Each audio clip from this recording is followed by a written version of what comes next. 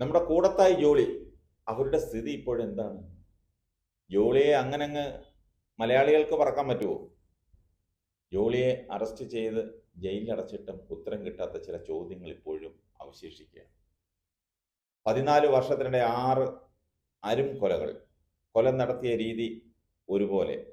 എല്ലാം ഭക്ഷണത്തിൽ വിഷം കലർത്തി, അതും കൊടും സൈനൈഡ്. കൊല ചെയ്തത് ഭർത്താവിനെയും 2 വയസ്സ് മാത്രമുള്ള ഒരു പിഞ്ചു കുഞ്ഞുൾപ്പെടെ കുടുംബാംഗങ്ങളെയും. ജോളി ജോസഫ് എന്ന സീരിയൽ കില്ലറുടെ കഥ സിനിമയെയും വെല്ലും. ഒടുവിൽ കൂടത്തായി കൊലക്കേസ് കറി ആൻഡ് സൈനൈഡ് എന്ന പേരിൽ ഒരു ഡോക്യുമെന്ററിയുമായി. ജോളി ഇപ്പോൾ കണ്ണൂർ സെൻട്രൽ ജയിലിലാണ്. 2002 മുതൽ 2016 വരെയുള്ള കാലയളവിൽ ജോളി ജോസഫ് എന്ന യുവതി നടത്തിയ ആസൂത്രിത കൊലപാതക പരമ്പരയാണ് കൂടത്തായി കൂട്ടക്കൊലക്കേസ്. 14 വർഷത്തിനിടെ കോഴിക്കോട് ജില്ലയിലെ കൂടത്തായിയിൽ ഒരു കുടുംബത്തിലെ 6 പേരുടെ കൊലപാതകം നടന്നു. പ്രതി കുടുംബത്തിൽ നിന്നുള്ള സ്ത്രീയാണെന്ന് ലോകം ഞെട്ടലോടെയാണ് കേട്ടത്. +2 യോഗ്യത മാത്രമുള്ള ഒരു വീട്ടമ്മ. NIT പ്രൊഫസറായി വേഷം കെട്ടിയതും ബന്ധുക്കളെ കൊലപ്പെടുത്തിയതുമെല്ലാം കേരളം നടുക്കത്തോടെ കേട്ടുനിന്നു. 2019 ഒക്ടോബർ 5-ന് മുഖ്യ പ്രതി ജോളി അറസ്റ്റിലായി. റിട്ടയർഡ് വിദ്യാഭ്യാസ വകുപ്പ് ഉദ്യോഗസ്ഥൻ കൂടത്തായി പൊന്നാമറ്റം ടോം തോമസ്, ഭാര്യ റിട്ടയർഡ് അധ്യാപിക അന്നമ്മ തോമസ്, മകൻ റോയി തോമസ് അതായത് ജോളിയുടെ ഭർത്താവ്, അന്നമ്മയുടെ സഹോദരൻ MM മാത്യു മഞ്ചാടിയിൽ, ടോം തോമസിന്റെ സഹോദരന്റെ മകനായ ഷാജു സക്രിയയുടെ മകൾ ആൽഫൈൻ ഷാജു, ടോം തോമസിന്റെ സഹോദരന്റെ മകനായ ഷാജു സക്രിയയുടെ മകൾ ആൽഫൈൻ, ഷാജു സക്രിയയുടെ ഭാര്യ സിലി എന്നിവരാണ് കൊല്ലപ്പെട്ടത്. കോഴിക്കോട്ട് നിന്ന് 32 കിലോമീറ്റർ അകലെയാണ് കൂടത്തായി ഗ്രാമം. കോഴിക്കോട്ട് നിന്ന് പുറപ്പെട്ടാൽ കൊടുവള്ളി ഓമശ്ശേരി വഴി കൂടത്തായിലെത്താം. അവിടെ നിന്ന് ഒരു ചെറു റോഡ് മുകളിലേക്ക് ഇഴഞ്ഞു കയറുന്നു. വലതുഭാഗത്ത് ടോം തോമസ് പൊന്നാമറ്റം എന്നെഴുതിയ ഇരുനില വീട്. 3 പേരെയാണ് ജോളിയുടെ ഭക്ഷണത്തിൽ സൈനൈഡ് കലർത്തി കൊല ചെയ്തത്. ബാക്കി 3 പേരെ മറ്റ് 2 ബന്ധുവീടുകളിലായി വകവരുത്തി. സ്വാധീനം ഉപയോഗിച്ച് പോസ്റ്റ്മോർട്ടം പോലും നടത്താതെ സംസ്കാരങ്ങൾ നടത്തി. ജോളി നടത്തിയ ആദ്യ കൊലപാതകം 2002 ഓഗസ്റ്റ് 22-നാണ്. ജോളിയുടെ ഭർത്താവിൻ്റെ അമ്മ അന്നമ്മ തോമസ് ആണ് അന്ന് കൊല്ലപ്പെട്ടത്. ആട്ടിൻ സൂപ്പ് കഴിച്ച ശേഷം ഛർദ്ദിക്കുകയും തളർന്നു വീഴുകയുമായിരുന്നു. സ്വാഭാവികമെന്ന് വിധി എഴുതിയ മരണം. രണ്ടാമത്തെ കൊലയിലേക്ക് ജോളി എത്താൻ 6 വർഷമെടുത്തു.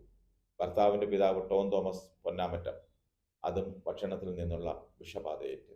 പിന്നീട് 3 വർഷം കഴിഞ്ഞാണ് ഭർത്താവ് റോയിയുടെ മരണം. 2011 സെപ്റ്റംബർ 30-ന് റോയിയെ കൊലപ്പെടുത്തിയതും ഭക്ഷണത്തിൽ വിഷം കലർത്തി തന്നെ. പിന്നീട് 3 വർഷം കഴിഞ്ഞാണ് ഈ 3 മരണത്തിലും സംശയം പ്രകടിപ്പിച്ച അന്നമ്മ തോമസിന്റെ സഹോദരൻ MM മാത്യു മഞ്ചാടിയിലിന്റെ മരണം.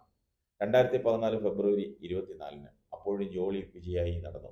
2014 മെയ് 3 ടോം തോമസിന്റെ സഹോദരൻ സക്രിയയുടെ കൊച്ചുമകളും ജോളി പിന്നീട് വിവാഹം ചെയ്ത ഷാജുവിന്റെ മകളുമായ 2 വയസ്സുകാരി ആൽഫൈൻ ഷാജു മരിക്കുന്നു.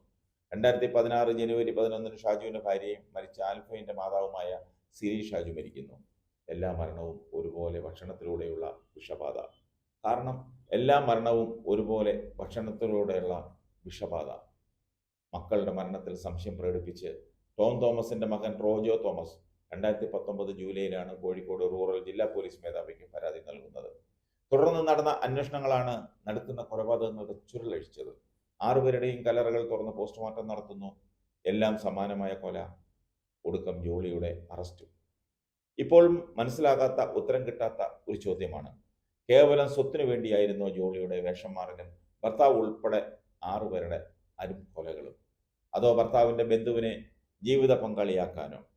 പിതാവിൻ്റെ സഹോദരപുത്രൻ ഷാജുവിനെയാണ് കൊലകളുടെ പര്യവസാനത്തിൽ ജോളി വിവാഹം ചെയ്തത്.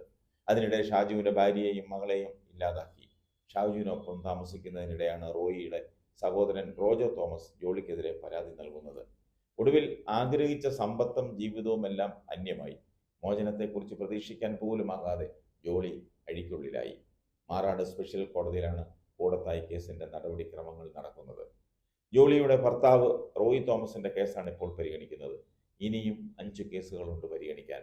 ജോളിക്ക് വേണ്ടി ഹാജരാകുന്നത് പ്രമുഖ അഭിഭാഷകൻ BA ആളൂരാണ്. പ്രോസിക്യൂഷൻ 122 സാക്ഷികളെ ഇതിനകം വിസ്തരിച്ചു കഴിഞ്ഞു.